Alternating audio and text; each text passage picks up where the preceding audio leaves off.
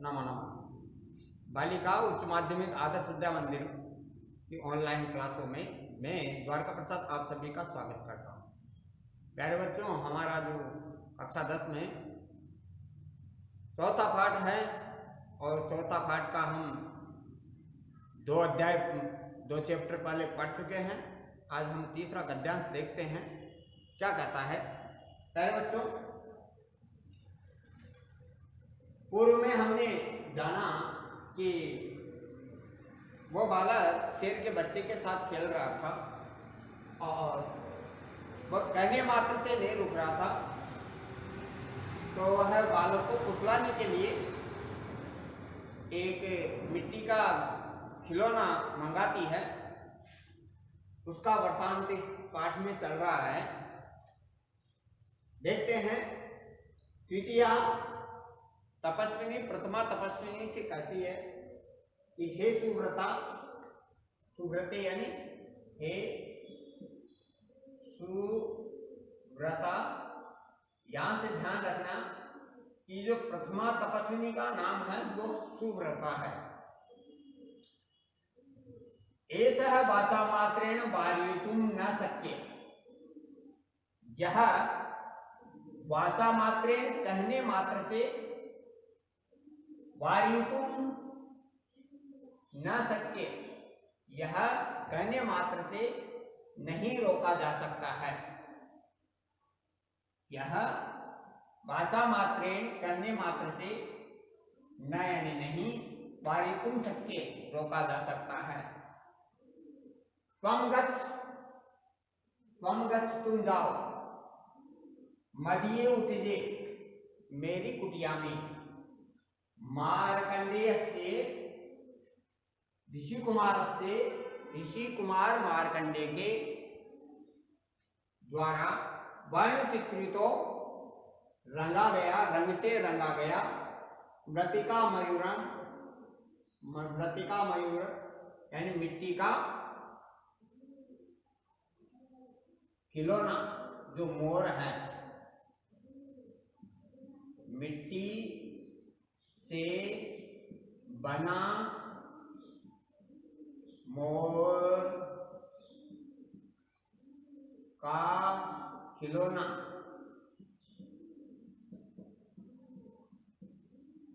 तिष्ठति रखा है।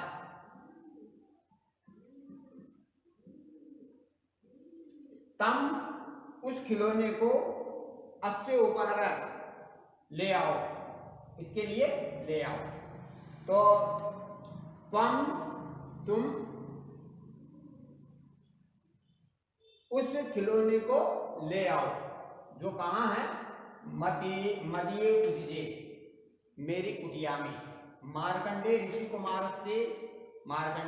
कुमार का वर्ण चित्रित रंग से रंगा गया मिट्टी से बना हुआ मोर का खिलौना रखा है।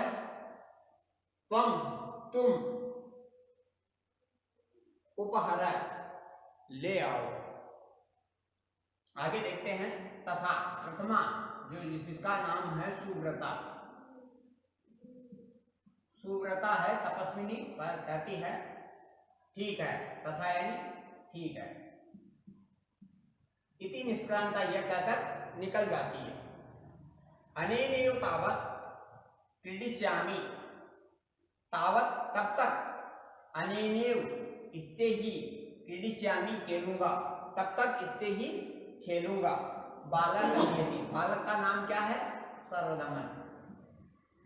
सर्वदमन कहता है कि तब तक इससे ही खेलूंगा। इति तापसी विलोक्य हसति, यह देखकर तपस्विनी हंसती है कि बालक की जो चंचलता है, उस चंचलता को देखकर, इति विलोक्य, यह देखकर तापसी हंसती, तपस्विनी हंसती है। तापसी कहती है अच्छा भवतु, अच्छा।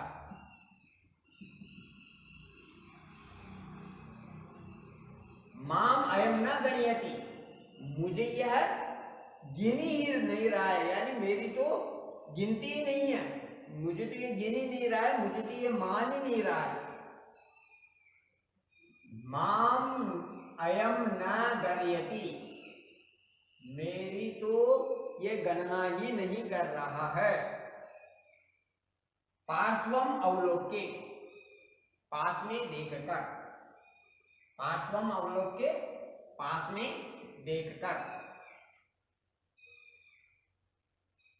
ऋषि कुमाराणाम को अत्र, ऋषि कुमाराणाम को अत्र, ऋषि कुमारों में से कोई यहाँ है। अत्र यानी यहाँ, को यानी कोई, ऋषि कुमाराणाम, ऋषि कुमारों में से कोई यहाँ है। राजा नाम अवलोक के, राजा को देखकर, जो राजा दुष्यंत था वो उनकी बातें सुन रहा था, तो उस राजा दुष्यंत को देखकर भद्रमुख से, हे श्रेष्ठ मुख, एही तावत, एही, एही का मतलब या धातु है, मध्यम पुरुष का एक वचन है लोट लकार में, तो एही तावत, एही यानी तो आइए। मोचनेन डिम्बलीलिया वाद्यमानम बालमृगेन्द्रम, अनेन इससे, अनेन इससे बालमृगेन्द्रम शेर के बच्चे को मोचिए, छुड़ाइए। इससे जो बालक है सर्वदमन, वो शेर के बच्चे से खेल रहा था, पूर्व में हमने पढ़ा। तो इस सर्वदमन से शेर के बच्चे को मोचिए, छुड़ाइए। मोचिए तू मोचेदा मोचेन तू मोचिए, तुम इसे छुड़ाइए। डिम्ब लीलिया, डिम्ब लीला होता है बाल क्रीड़ा, डिम्ब लीला होता है बाल क्रीड़ा, बाल क्रीड़ा से। बद्यमानम पीड़ित किए जाते हुए, पीड़ित किए जाते हुए। अनेन सर्वदमने, इस सर्वदमन के द्वारा, सर्वदमन की बाल क्रीड़ा से पीड़ित किए जाते हुए शेर के बच्चे को तुम छुड़ाइए, आप इसको छुड़ाइए। फिर राजा कहता है, जो दुष्यंत है, दुष्यंत है, उपगम में पास जाकर, बालक के पास जाकर सस्मितम, मुस्कुराहट के साथ कहता है, अयिभो महर्षि पुत्र, अरे ओ महर्षि के पुत्र, महर्षि के पुत्र, क्योंकि आश्रम में वो बालक था, सर्वदमन आश्रम में था, तो इसलिए राजा ने सोचा ये किसी राजऋषि का पुत्र है, महर्षि का पुत्र है, ऋषि कुमार है। तो तापसी कहती है, द्वितीय तापसी कहती है, भद्रमुख, हे श्रेष्ठ मुख, हे महासे, अयम खलु अयम ऋषि कुमार, अयम ऋषि कुमार न खलु, निश्चय ये ऋषि कुमार नहीं है। कहने का मतलब यह है कि ये ऋषि कुमार नहीं है।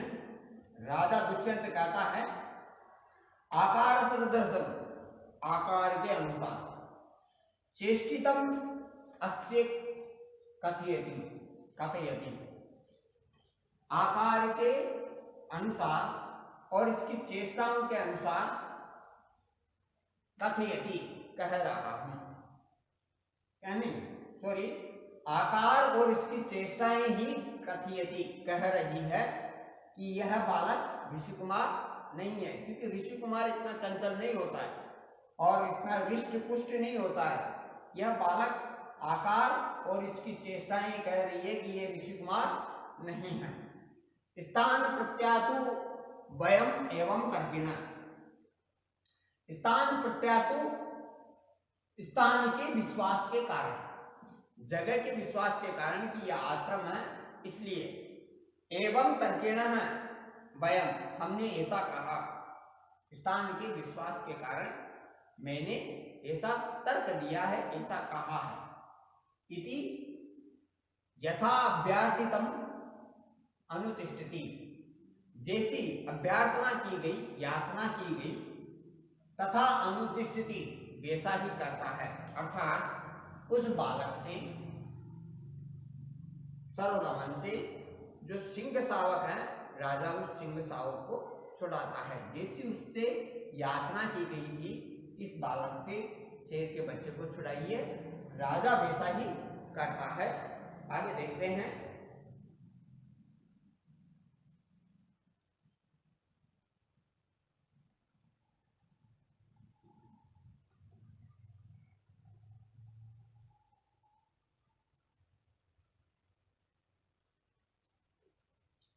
बालकम, राजा कहता है, बालकम उपलालयन, बालकम उपलालयन यानी बालक से स्नेह करते हुए, लालन करते हुए, बालकम उपलालयन बालक से स्नेह करते हुए, न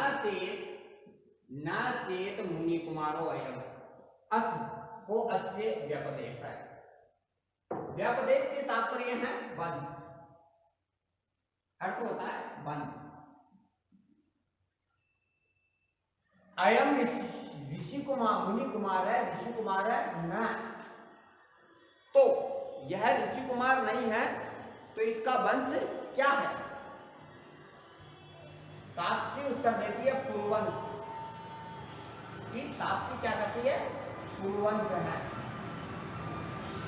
इसका वंश का नाम आपने पूछा है, तो इसका वंश का नाम क्या है?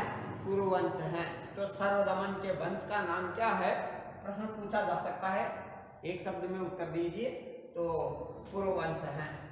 राजा आत्मकथम, अपने मन में, मम आवयो एकाम कथम,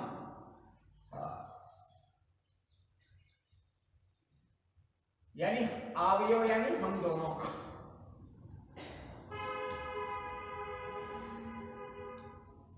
आवयो नहीं, अन्वय है वंश, अन्वय यानी वंश, एकाम यानी एक वंश, मेरा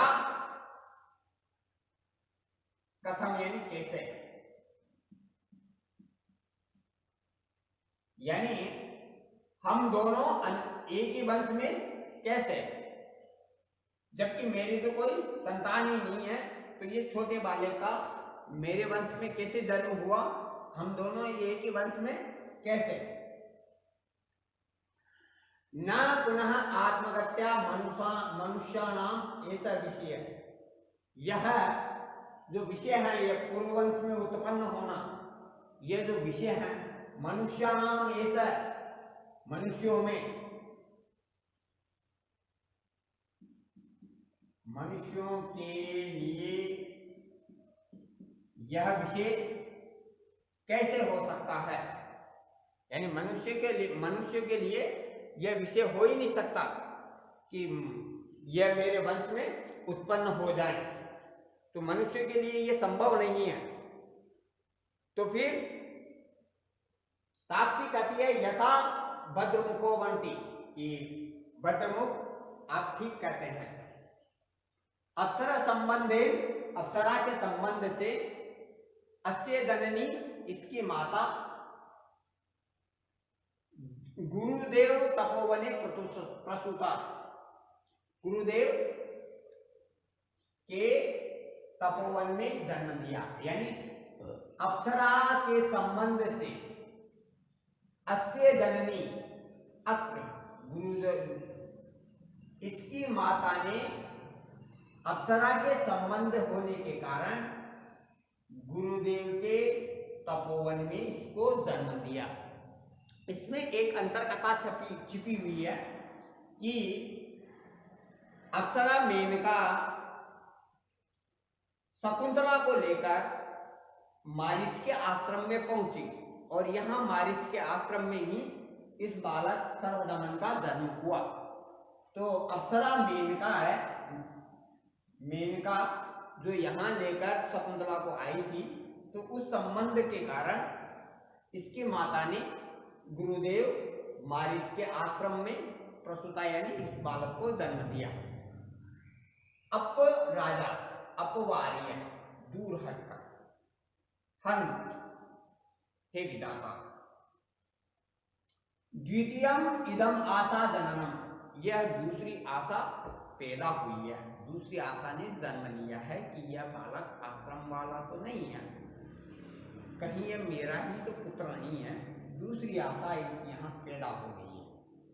प्रकाशम, प्रकाश में कहता है, यानी सामने कहता है तपस्विनी से, अतसा तत्र भवति किम अक्षस्य राजऋषि पत्नी। तो ये कहता है सा यानी वह भवती किमख्ये नाम राजऋषि पत्नी, यानी कौन से राजऋषि की पत्नी है वह। तो अब बताइए कि वह किस राजऋषि की पत्नी है।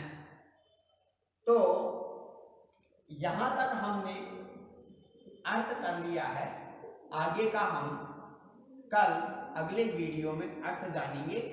कि तब तक आप इसका हिंदी अनुवाद कीजिए और पढ़िए। धन्यवाद।